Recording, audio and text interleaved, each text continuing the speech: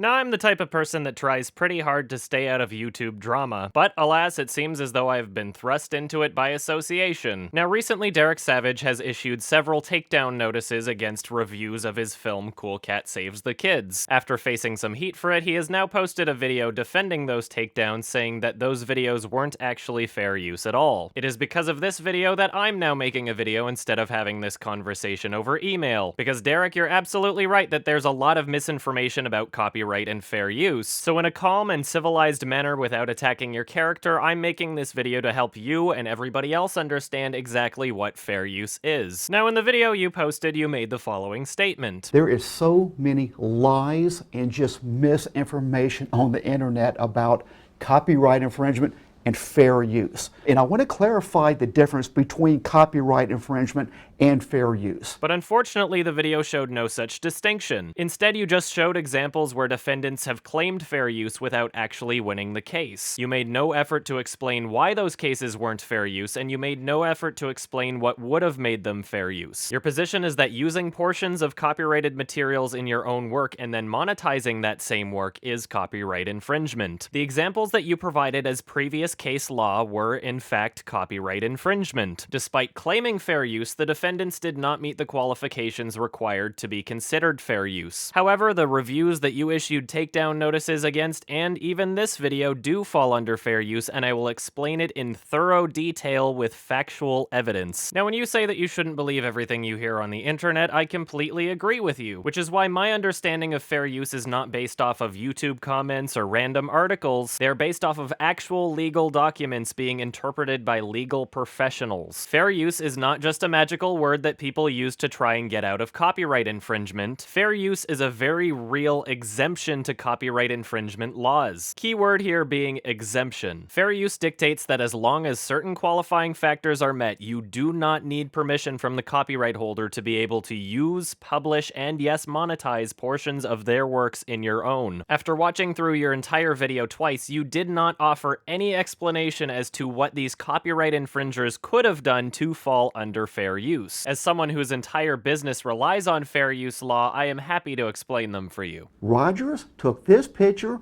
Coons ripped him off and made some statues right here, and he sold them. Once again, monetizing, trying to make commercial profit off somebody else's work is a major no. You cannot monetize YouTube videos or any of that crap. Remember that. That is law. It will get you in a lot of trouble. And you're a scumbag to do it because you're ripping somebody off. All right, now I'm going to ignore the fact that you just inadvertently called me a scumbag. What needs to be addressed is that although monetization and commercial purposes for the work is considered, it is not a determining factor. I do not believe for a second that you would be okay with someone illegally downloading the Cool Cat movie as long as they weren't selling it afterwards. Monetization or selling does not determine guilt, and it does not determine innocence. And if you don't believe me, just ask Julie Ahrens, lawyer and associate director for the Fair Use Project, in a video posted by Stanford University's Center for Internet and Society. I'm here to talk about some common myths regarding fair use. And one of the common beliefs about fair use is that if you are making money or attempting to make money by using something, that is not a fair use. Or if you're not making money off of it, then it automatically is a fair use.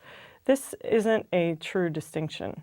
While whether something is commercial or non-commercial is one of the factors that goes into deciding whether a use is fair or not, it is not a determinative factor. So you can be doing something to make money, whether it's off of ad revenue or otherwise, that can be a fair use, and many commercial enterprises rely on fair use every day. There are other uses that are non-commercial that are not fair use, and so the distinction between making money or not making money does not decide the question of whether a use is fair or not. And if you still want to go by case law, let's take, for example, when South Park parodied a popular song for their show. When it comes to law, there's one thing you go by, and it's called case law, previous cases. The original owner filed a lawsuit against them, but South Park won because of fair use law. One of the most essential fair use provisions is parody law. So because South Park's use was both transformative and provided commentary on the original by poking fun at it, it was considered a clear example of fair use. They used portions of the original material to create something transformative that provided commentary on the original. And because of that, they are not legally required to ask permission of the copyright holder, and they are not legally required to compensate the copyright holder. The example used in your video is a clear example of copyright infringement, as it makes no attempt to comment or poke fun at the original. Parodies receive relatively strong protection under fair use. One of the reasons is because a parody is fundamentally a criticism of the original. And cases right up to the Supreme Court have provided relatively strong and broad protection for parodies. Parody is something that holds the original up to ridicule. You have to be saying something about the original, presumably something negative or at least critical about the original. By definition, if you are parodying a visual work, you are probably going to use a portion of that visual work. So to answer your question, yes, if you're parodying an audiovisual work, then sure, all things being equal, fair use will probably give you a fair amount of leeway to use the material from that work. Whoa, cool! Cool Cat Saves the Kids is my favorite movie! Ha! Whoa! You know, remember, kids, bullying is wrong! Go! Remember, a parody doesn't have to be funny. It doesn't have to be successful. It may not even make any sense, but it has to target the original with some form of critique or ridicule. So to get back to your question, if the subject of your parody is a cartoon or a video game, then presumably you're going to have to use a fair amount of that cartoon or that video game to make your parody. So yes, in general, fair use will probably give you relatively broad latitude to borrow from the original there. If the designer of the statue had given them punk rock mohawks and maybe had them holding a pile of Big Macs instead of puppies, then it would be considered fair use. The most important factor when determining fair use is whether or not it's transformative and serves a different purpose from the original. A review for your film using clips from your film in order to help illustrate the points being made about your film serves an entirely different purpose than the film itself. Whereas something like this statue is infringing upon potential markets typically reserved for the copyright holder. The copyright holder of the original image has every right to use that image as a design for a statue. So if someone else makes that statue in a completely non-parodying and non-transformative way, then they are infringing upon their market. Using copyrighted material in a review is a classic case of fair use. And so using a clip or portions of the copyrighted material in order to present your review of a film, that is something that it's very likely to be found a fair use. You're using it for a very different purpose than the original. You're commenting on it, and you might be criticizing it. So in answer to the second part of the question, it doesn't even matter if you are promoting the film. You could be criticizing the film and saying that it's terrible and using clips to support that argument, and that would still be a fair use. Also, and if you were doing the review for a commercial purpose and were making money, that also wouldn't be a determining factor. So reviews and using the copyrighted material to support that review, that's a classic use that is often considered a fair use. Bottom line, even when it comes to water bottles, if you look in movies, I took the label off this because I don't want any problems. You can't, I mean, you can get busted for doing that right there, showing bottles if you're trying to make a profit off of it. This video here is not going to be monetized any bit. So, you know, but you don't, I even did that. You got to be that careful in today's world, people. Well, unfortunately, Julie Ahrens has already explained that monetization is not a determining factor. So by your logic, does JVC have the right to take down your video just because you're showing their copyrighted logo? Yes, it is a standard precaution to remove all labels and brand names in films, but it is not a determining factor. Obviously, if there is some sort of parody or commentary being made about the brand being featured, then it is a clear case of fair use. Our town has only had a Whole Foods for 3 weeks and we already have our first gay kids. So cool. Otherwise, that standard precaution is usually taken out of fear that brand names will sue for defamation. Louis Vuitton sued The Hangover 2 for this joke. Careful, that's a Louis That is a Louis Vuitton. Their claim was that the film would trick audience members into believing that the Chinese knockoff was an actual one of their products. But considering the context that the character's a moron anyway, the courts dismissed the allegations as being not plausible. The Hangover 2 was a multi-million-dollar production, so people and companies are naturally going to try and pursue lawsuits for any variety of reasons. Generally speaking, incidental brand name appearances in YouTube videos is not really something that anybody has to worry about. Otherwise, I'd worry about getting a lawsuit from JVC, as they probably don't want their brand name being associated with misinformation on copyright. What's more important than JVC, however, is the blogger website you featured in your video, 99 Designs. You see that thing at the bottom of the page that says Copyright 99 Designs? You know that the page you're showing us in your YouTube video is protected by copyright law, right? So is your position that 99 Designs owns your video now? Or maybe you think you're in the clear because you're not monetizing the video or using it for commercial purposes. It is the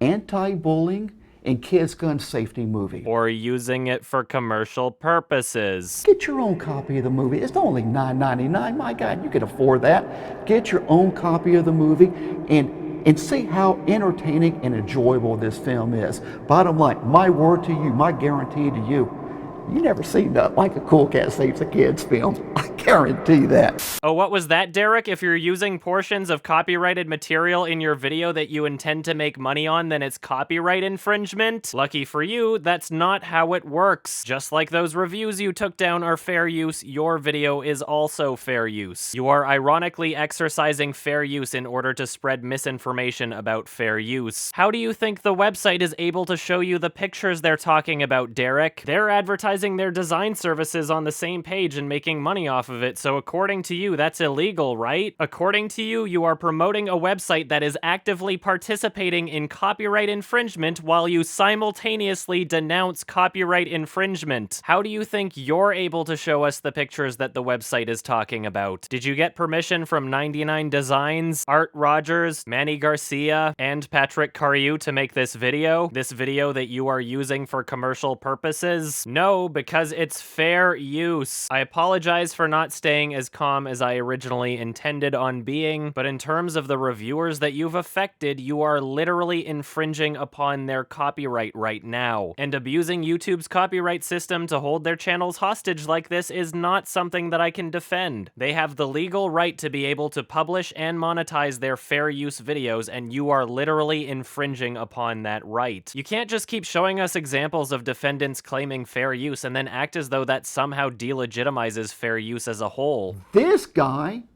the thief, responded with the defense of fair use. Look right here, claiming his work didn't reduce the value of the original photograph. In this example you're showing us, the case never even went to court, so it very well could have been determined as fair use. They smacked that guy, and when they do a private settlement like that, it's so they don't have to disclose how much money was traded hands there or how much he got beat, got smacked for stealing the artwork right there. You cannot steal copyrighted artwork or movie or anything like that. It's illegal and you're stealing right there. A judge ruled in favor of Claro right here. This gentleman claiming the charges made against Ferguson were significant enough to constitute a change in meaning. Fair or fair use. See, this is the part of your video that worries me a little, because when reading that sentence, you should have had a bit of an epiphany regarding fair use. The changes made to Cariou's photographs weren't significant enough to constitute a change in meaning, fair use. The changes weren't significant enough to be considered a new meaning, and if they were, it would be fair use. It is true that the altered photograph doesn't really change the meaning all too much, which is why it's copyright infringement and not fair use.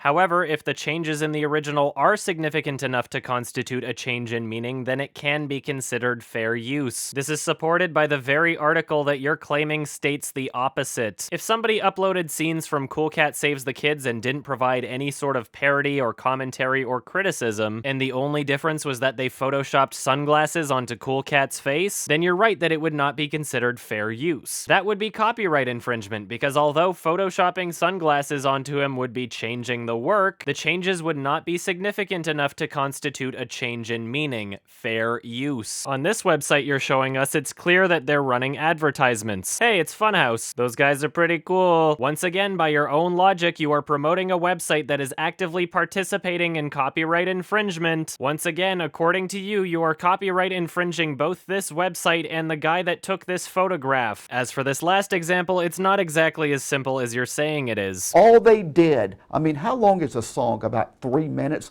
All they did was a simple beat in that song, a simple beat, and they mashed it up to a Marvin Gaye song, and they got smacked. They got fined. They got penalized. $7.3 million. If the only infringing factor was the drum beat, then it's highly unlikely that this case would have been considered copyright infringement. Now, you can easily win a court case if your song's melody and or lyrics are copied, but as for drum beats and individual chord progressions, it is virtually unheard of. The reason why Robin Thicke and Pharrell lost the court case is because they were essentially using the original song as a blueprint to create their own. They ripped off the drum beat, they ripped off the bass notes, the chord progression was too similar, and they were both using falsetto, and there really isn't all that much more to the entire song. At one point, Pharrell testified that he had crafted blurred lines on his own merits without thinking about Gaye's song. This contradicted several comments by Robin Thicke made in interviews, including the time that he stated that he and Pharrell aimed to create a song reminiscent of Gotta Give It Up. He later reneged on his comments while on the stand, claiming that he had lied and was under the influence of alcohol and drugs during the press run, which I imagine did nothing for his credibility in the eyes of the jury or judge. Just like your other examples, this does not prove your case against the reviews that you took down. All it does is show that you're under the impression that copyright holders have an unlimited control over their copyright. Thankfully for all of us, that is not the case, and that is exactly what fair use is designed to prevent. Otherwise, you and your movie might be in legal trouble with iPhone, ADT Security, Gmail, Jeep, Dakota Tires, Apple again, Van Halen, Jurassic Park, Ghostbusters, Hard Rock Cafe, Smurfs, and the list goes on. Derek, if somebody was seriously infringing on your copyright, then you would have my full support in taking those videos down. But the reviews that you took down were not infringing upon your copyright in any way. I sent an email, a nice email, just about three or 4 days ago, saying, you know, let's end this crap. You know, just give me a little apology, take down those videos. I'm a happy camper. I would not do any further legal actions against you. You're demanding that I Hate Everything removes all of his Cool Cat videos and issues a public apology to you in exchange for not pursuing legal action against him? Derek, you are the one who is legally obligated to remove your claim from his and the other reviewers' videos. I Hate Everything was wrong for publicly escalating this so quickly, but that does not change the fact that you are illegally holding their channels hostage right now, which looks even worse now that you've watched this video filled with evidence that you are not in the legal right here. I'm trying to be as nice as I possibly can be here, but you are literally going against everything I have stood for on this channel over the past 5 years. I sincerely believe that you weren't trying to fool anyone and that you're just genuinely mistaken about fair use. There's a lot of people willing to forgive you so long as you stop filing illegitimate claims against people. Ignorance of the law is not an excuse. Always remember that. You can't go into court and say, well, Judge, I didn't know it. I thought it was this. I thought it was that. No, it's not.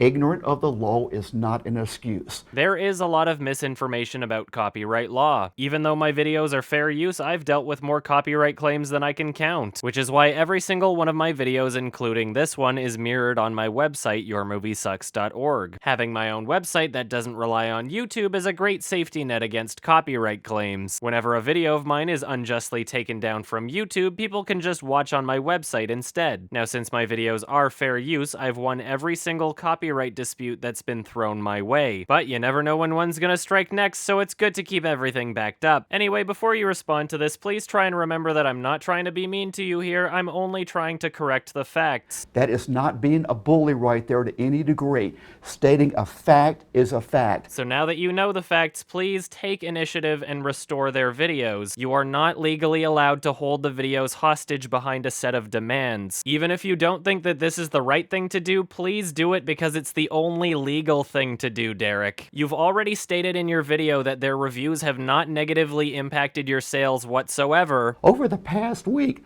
Good Lord Almighty, I have sold more Cool Cat movies than I usually do in a month and a half period. More Cool Cat t-shirts. I had to place another order because I'm selling out of everything. You've even got a 5-star review on eBay from someone who bought your product because of those reviews. We're all counting on you to make this decision, Derek. And if somehow you watched this entire video and you still believe that copyright law works in the exact way that you stated it does, then please refrain from issuing any further takedown notices. Because remember, you don't own the video I'm reviewing right now. 99 Designs does, or possibly all of the artists featured in the article. If you sincerely believe that copyright law works the way you've stated it does, then you don't actually own Cool Cat Saves the Kids and you shouldn't be making claims on its behalf. Anyway, I know the rest of you are looking forward to that Unfriended review, so don't worry and it'll be out early December. And in case you're wondering, a mirror for this video is linked in the video description. Everyone have a beautiful day, and remember, Cool Cat loves you. Peace. With cyberbullying, you kind of can't really stop it if you don't know who it's coming from. But my best advice, just ignore them. Yeah, they're the losers for trying to cyberbully us. So don't lower your standards by playing their stupid game. In other words, don't let them punk you into playing their game. And that's right. And that's fantastic advice. Yeah. Yeah.